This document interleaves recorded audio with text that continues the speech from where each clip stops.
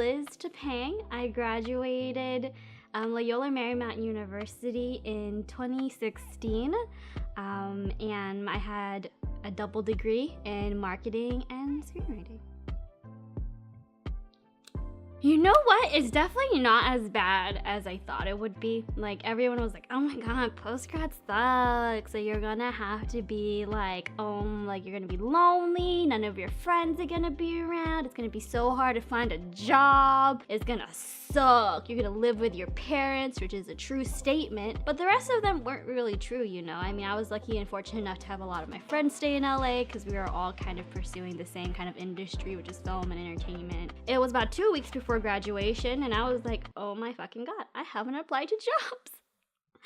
So I decided to start applying to work. And when I started to apply to work, I was like, oh yeah, I'll just apply to everything that I find. And the first thing that I found was for this startup. And so I just took it because it was the first thing I got. And I'm like, you know what? I'm just gonna start the week after graduation. Bam, let's just do it. And I really learned a lot. I've gained a really great mentor from it, Max. He was awesome. And you know, I've met some really great friends. However, it was just a very toxic environment. It just wasn't very, you know, you just get thick skin from that. I remember crying in the bathroom like at least once a month, you know, during that experience, because it was just really hard. It's really tough. You're doing grueling work. You're doing 12-hour days, like almost nonstop, you know, you're dealing with a lot of stress. That team of 15 went down to a team of 1, and that one person was me, aside from the CEO, of course. So I was like, oh my gosh, I need to get out of here. And so I started applying to work, and I ended up landing a job at a new company. It's a visual effects company in North Hollywood. And now that I'm there, it's just really, really freaking awesome. Like, even though a lot of it was just me out of response, out of panic, out of, oh my gosh, I need to get out of this environment because I'm all alone, really inspired me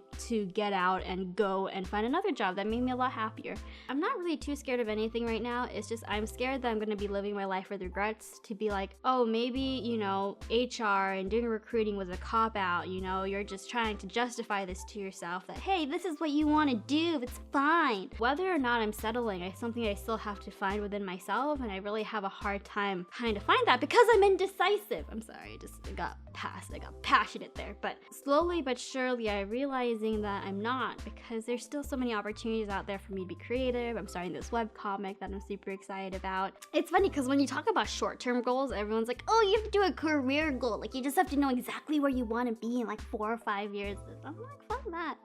No, you don't. A lot of the goals that I have are just really personal goals almost. Like, you know, in my short-term goals, like, yeah, I'd love to be a recruiter in the next 5 years, but also the next 5 years, I would love to have a decent amount of my webcomic out. I would love to be more healthy. Like, I eat out all the time. I live at my parents' house, and I'd love to be out of their house. I want a dog. That's important to me.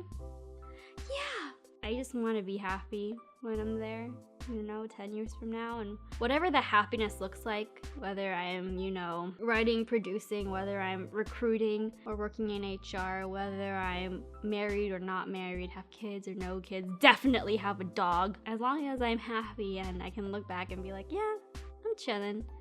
And that's all that really matters to me. And I think that's a big part of that is just seeing where life takes you. Trust that doing what you love will lead you to where you need to be.